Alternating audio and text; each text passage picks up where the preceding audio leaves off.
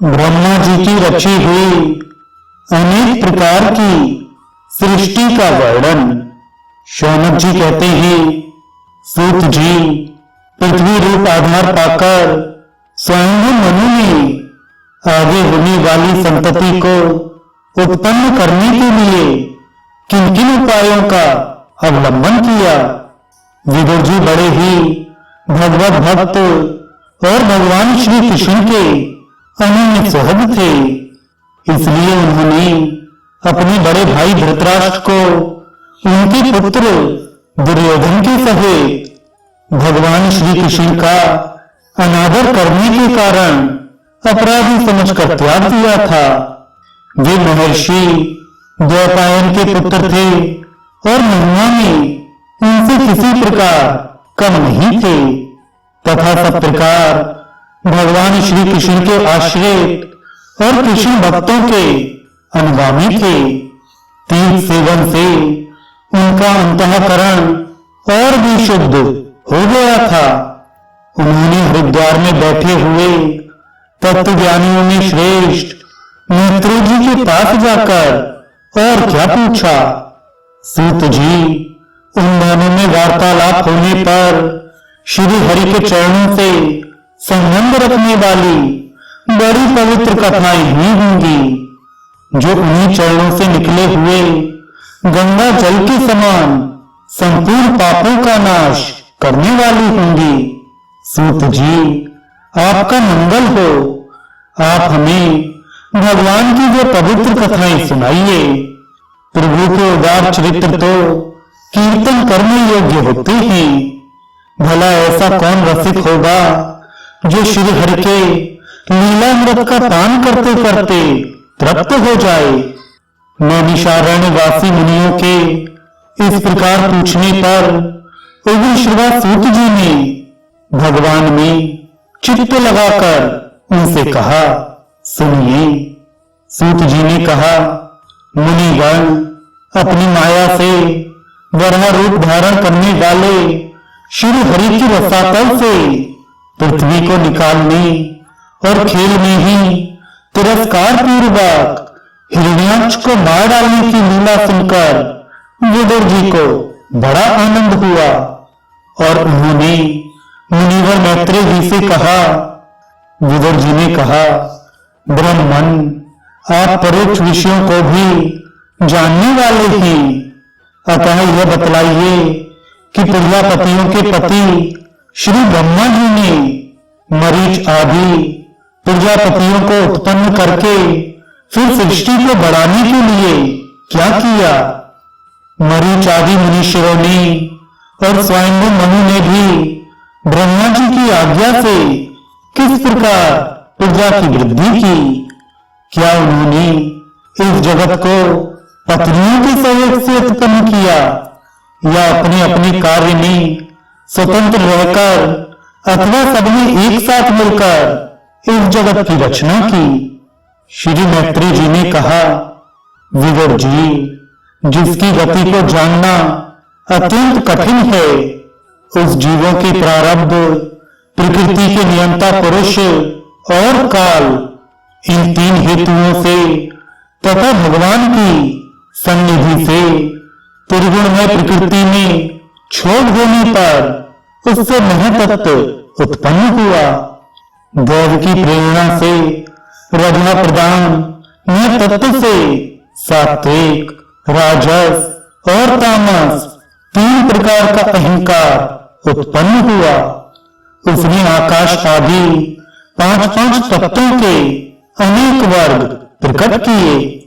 वे सब अलग अलग रहकर भूतों के कार्य रूप ब्रह्मांड की रचना नहीं कर सकते थे, इसलिए उन्होंने भगवान की शक्ति से परस्पर संगठित होकर एक स्वर्ण अंड की रचना की। वह अंड चेतना शून्य अवस्था में 1000 वर्षों से भी अधिक समय तक कारणाब्धि के जल में पड़ा रहा। फिर उसमें श्री भगवान ने प्रवेश किया। उसमें अधिष्ठित होने पर उनकी नाभि से सहस्त्र सूर्यों के समान अत्यंत दैदीप्यमान एक कमल प्रकट हुआ जो संपूर्ण जीव समुदाय का आश्रय था। उसी से स्वयं ब्रह्मा जी का भी आविर्भाव हुआ है। जब ब्रह्मांड के गर्भ रूप जल में शयन करने वाले श्री नारायण देव ने ब्रह्मा जी के अंतःकरण में प्रवेश किया, तब वे पूर्व कल्पों में अपनी ही द्वारा निश्चित की हुई नाम रूपमय व्यवस्था के अनुसार लोकों की रचना करने लगे। सबसे पहले उन्होंने अपनी छाया से तानिस्त्र, अंधतानिस्त्र, तम, मोह और महामोह ये 5 प्रकार की अविद्या उत्पन्न की। ब्रह्मा जी को अपना वह तमोमय शरीर अच्छा नहीं लगा, अतः उन्होंने उसे त्याग दिया। तब जिससे भूख प्यास की उत्पत्ति होती है, ऐसे रात्रि लोग उस शरीर को उसी से उत्पन्न हुए यक्ष और राक्षसों ने ग्रहण कर लिया। उस समय भूख प्यास से अभिभूत होकर वे ब्रह्मा जी को खाने को दौड़ पड़े और कहने लगे, इसे खा जाओ, इसकी रक्षा मत करो, क्योंकि वे भूख प्यास से व्याकुल हो रहे थे। ब्रह्मा जी ने घबराकर उनसे कहा, अरे यक्ष राक्षसों, तुम मेरी संतान हो, इसलिए मुझे भक्षण मत करो, मेरी रक्षा करो। उनमें से जिन्होंने कहा खा जाओ वे यक्ष हुए, और जिन्होंने कहा रक्षा मत करो वे राक्षस कहलाए। फिर ब्रह्मा जी ने सात्विकी प्रभा से दैदीप्यमान होकर मुख्य मुख्य देवताओं की रचना की। उन्होंने क्रीड़ा करते हुए ब्रह्मा जी के त्यागने पर उनका वह दिन रूप प्रकाशमय शरीर ग्रहण कर लिया। इसके पश्चात ब्रह्मा जी ने अपने जगन देश से कामासक्त असुरों को उत्पन्न किया। वे अत्यंत काम लोलुप होने के कारण उत्पन्न होते ही मैथुन के लिए ब्रह्मा जी की ओर चले। यह देखकर पहले तो वे हंसे, किंतु फिर उन निर्लज्ज असुरों को अपने पीछे लगा देख भयभीत और क्रोधित होकर बड़े जोर से भागे। तब उन्होंने भक्तों पर कृपा करने के लिए उनकी भावना के अनुसार दर्शन देने वाले शरणागत वत्सल वरदायक श्री हरि के पास जाकर इस प्रकार कहा, परमात्मन मेरी रक्षा कीजिए, मैंने तो आपकी ही आज्ञा से प्रजा उत्पन्न की थी, किंतु यह तो पाप में प्रवृत्त होकर मुझको ही तंग करने चली है। नाथ, एकमात्र आप ही दुखी जीवों का दुख दूर करने वाले हैं, और जो आपकी चरण शरण में नहीं आते उन्हें दुख देने वाले भी एकमात्र आप ही हैं। प्रभु तो प्रत्यक्षवत सबके हृदय की जानने वाले हैं। उन्होंने ब्रह्मा जी की आतुरता देखकर कहा, तुम अपने इस काम कलुषित शरीर को त्याग दो। भगवान के यूं कहते ही उन्होंने वह शरीर भी छोड़ दिया। ब्रह्मा जी का छोड़ा हुआ वह शरीर एक सुंदरी स्त्री संध्या देवी के रूप में परिणित हो गया। उसके चरण कमलों के पायजेब झंकृत हो रहे थे, उसकी आंखें मतवाली हो रही थीं और कमर करगनी की लड़ों से सुशोभित सजीली साड़ी से ढकी हुई थी। उसके उभरे हुए स्तन इस प्रकार एक दूसरे से सटे हुए थे कि उनके बीच में कोई अंतर ही नहीं रह गया था। उसकी नासिका और दंतावली बड़ी ही सुघड़ थी तथा वह मधुर मधुर मुस्कुराती हुई असुरों की ओर हाथ भावपूर्ण दृष्टि से देख रही थी।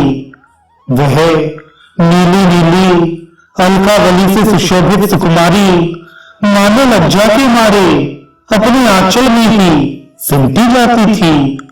विदुर जी उस सुंदरी को देखकर सबकी सब असुर मोहित हो गई।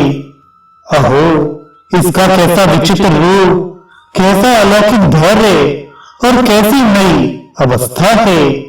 देखो, हम काम पीड़ितों के बीच में यह कैसी बेपरवाह सी विचर रही है। इस प्रकार उन कुबुद्धि व्यक्तियों ने स्त्री रूपी सभ्या के विषय में तरह तरह के तर्क वितर्क करके फिर उसका बहुत आदर करते हुए प्रेम पूर्वक पूछा, सुंदरी, तुम कौन हो और किसकी पुत्री हो? भामिनी, यहाँ तुम्हारे आने का क्या प्रयोजन है? तुम अपने अनूप रूप का यह बेमौल सौदा दिखाकर हम अवांगों को क्यों तरसा रही हो? अब ले, तुम कोई भी क्यों ना हो, हमें तुम्हारा दर्शन हुआ, यह बड़े सौभाग्य की बात है। तुम अपनी गेंद उछाल उछाल कर तो हम दर्शकों के मन को मथे डालती हो। सुंदरी, जब तुम उछलती हुई गेंद पर अपनी हथेली की थपकी मारती हो तब तुम्हारा चरण कमल एक जगह नहीं ठहरता। तुम्हारा कटि प्रदेश स्थूल स्तनों के भार से ढकसा जाता है और तुम्हारी निर्मल दृष्टि से भी थकावट झलकने लगती है। अहो, तुम्हारा केशपाश कैसा सुंदर है। इस प्रकार स्त्री रूप से प्रकट हुई उस सायंकालीन संध्या ने उन्हें अत्यंत कामासक्त कर दिया और उन गुणों ने उसे कोई रमणी रत्न समझकर ग्रहण कर लिया। तदनंतर ब्रह्मा जी ने गंभीर भाव से हंसकर अपनी कांतिमय मूर्ति से, जो अपने सौंदर्य का मानो आप ही आस्वादन करती थी, गंधर्व और अप्सराओं को उत्पन्न किया। उन्होंने ज्योत्सना रूप अपने उस कांतिमय प्रिय शरीर को त्याग दिया। उसी को विश्वावसु आदि गंधर्वों ने प्रसन्नता पूर्वक ग्रहण किया। इसके पश्चात भगवान ब्रह्मा ने अपनी तंद्रा से भूत पिशाच उत्पन्न किए। उन्हें दिगंबर और बाल बिखेरे देख उन्होंने आंखें मूंद ली। ब्रह्मा जी के त्यागे हुए उस जघाई रूप शरीर को भूत पिशाचों ने ग्रहण किया। इसी को निद्रा भी कहते हैं, जिससे जीवों की इंद्रियों में शिथिलता आती देखी जाती है। यदि कोई मनुष्य झूठे मुंह सो जाता है तो उस पर भूत पिशाच आदि आक्रमण करते हैं। उसी को उन्माद कहते हैं। फिर भगवान ब्रह्मा ने भावना की कि मैं तो जो मैं हूं, और अपने अदृश्य रूप से साधु गण एवं पितृगण को उत्पन्न किया। पितरों ने अपनी उत्पत्ति के स्थान उस अदृश्य शरीर को ग्रहण कर लिया। इसी को लक्ष्य में रखकर पंडित जन श्राद्ध आदि के द्वारा पितर और साधु गणों को क्रमशः पिंड और हव्य अर्पण करते हैं। अपनी तिरोधान शक्ति से ब्रह्मा जी ने सिद्ध और विद्याधरों की सृष्टि की और उन्हें अपना वह अंतर्धान नामक अद्भुत शरीर दिया। वे देव श्रेष्ठ जय विजय तो ब्रह्म श्राप के कारण उस अलंकनीय भगवत धाम में ही शुरू ही हो गए तथा उनका सारा गर्व गलित हो गया। पुत्रों, फिर जब वे वैकुंठ लोक से गिरने लगे तब वहां श्रेष्ठ विमानों पर बैठे हुए वैकुंठ वासियों में महान हाहाकार मच गया। इस समय दिति के गर्भ में स्थित जो कश्यप जी का उग्र तेज है, उसमें भगवान के उन पार्षद प्रभुओं ने ही प्रवेश किया है। उन दोनों असुरों के तेज से ही तुम सबका तेज फीका पड़ गया है। इस समय भगवान ऐसा ही करना चाहते हैं।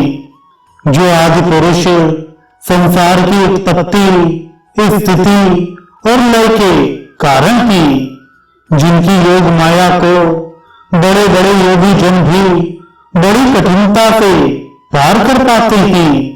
वे सत्यादि तीनों गुणों के नियंता श्री हरि ही हमारा कल्याण करेंगे। अब इस विषय में हमारे विशेष विचार करने से